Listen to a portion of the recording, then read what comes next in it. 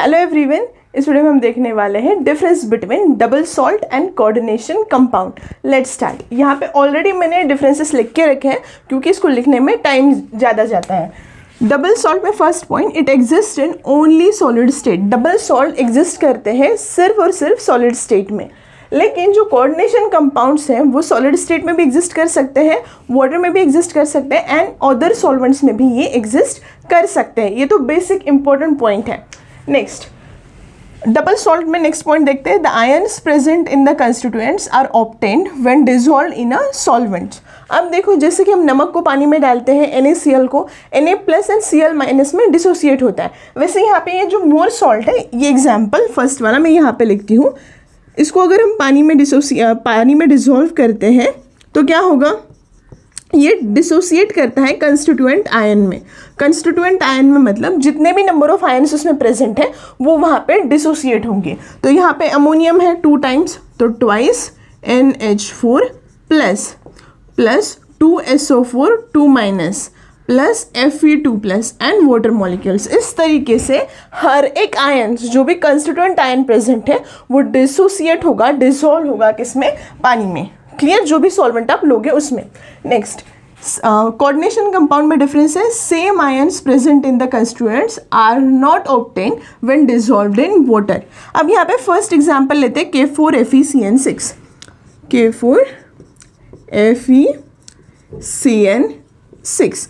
अब इसको अगर हम वाटर में डालते हैं तो क्या होगा, यहाँ पे 2 स्पेयर है। ये K प्लस जो है वो आयनाइजेशन स्पेयर में है और दूसरा क्या है, ये कोऑर्डिनेशन स्पेयर।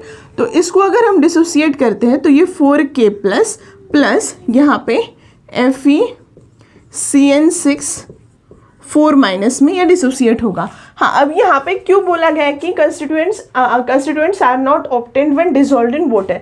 यहाँ पे सिर्फ ionisation sphere and coordination sphere break हुआ है। इसमें इस कोऑर्डिनेशन स्पेयर में आयरन एंड साइनाइड जो है वो ब्रेक नहीं हुए हैं। Coordination sphere as it is है। इसका मतलब हर एक कंस्टिट्यूएंट एटम जो है वो आयन जो है वो ब्रेक नहीं हो रहा है। Coordination sphere as it is है वहाँ पे। नेक्स्ट, अब इसके लिए मैं एक और एग्जांपल अच्छे से दे सकती हूँ।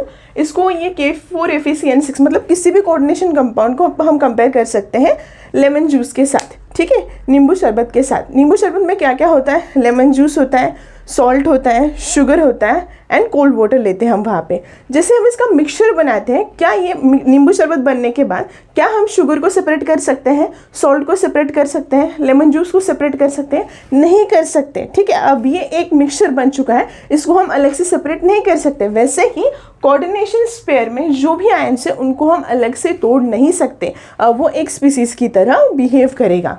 Next, third point in double salt, it contains ionic bonds.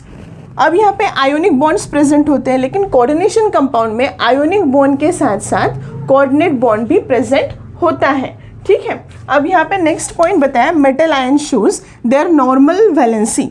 यहाँ पे मेटल जो भी है, Fe आयरन लिया है तो यहाँ पे उसने Fe2 प्लस में है, ठीक है, तो उसकी नॉर्मल वैलेंसी दिखाता है। लेकिन जो कोऑर्डिनेशन कंपाउंड होते हैं वो ऑक्टाहेड्रल हो सकते हैं, टेट्राहेड्रल हो सकते हैं। मेटल के सराउंडिंग में बहुत सारे लिगैंड्स आते हैं और उसके ऊपर डिपेंड करती है उसकी ज्योमेट्री की, टेट्राहेड्रल होगा या फिर ऑक्टाहेड्रल होगा, ठीक। Next, fourth property and last property, properties of the double salts are nearly same as those of constituent compounds. इसका मतलब क्या है, ये पानी में डिसोसिएट करने के बाद यहाँ पे ammonium ion, SO4 2 minus and Fe2 plus, इनकी जो प्रॉपर्टीज हैं इन कंस्टिट्यूएंट आयन्स की, ये सेम है। किससे सेम है, इस मोर सॉल्ट के साथ ये क्या करता है, मैच करता है, सेम प्रॉपर्टीज होती हैं। मतलब पानी में डालने के बाद जब वो डिसोसिएट होता है तो वो आयन एंड वो मोर सॉल्ट की जो प्रॉपर्टीज रहती है वो सेम रहती है, उनमें ज़्यादा डिफरेंस नहीं होता।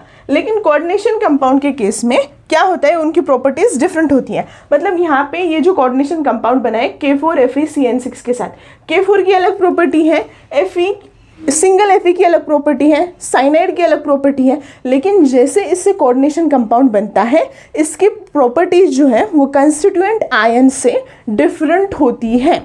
क्लियर, जैसे मैंने लेमन जूस बोला या फिर नींबू शरबत बोला, सिर्फ शुगर मतलब स्वीट एंड टेस्ट नहीं होता, उसमें सॉल्ट भी ऐड किया हुआ है, लेमन जूस भी उसमें ऐड किया हुआ है। मतलब वो क्या बन चुका है, मिक्सचर बन चुका है। नींबू शरबत की टेस्ट एक मिक्सचर की तरह लगेगी, ठीक है। वो उसमें स्वीट टेस्ट भी है, ठीक है, सॉल्ट भी उसमें ऐड किया है, लेमन जूस भी उसमें ऐड किया हुआ है।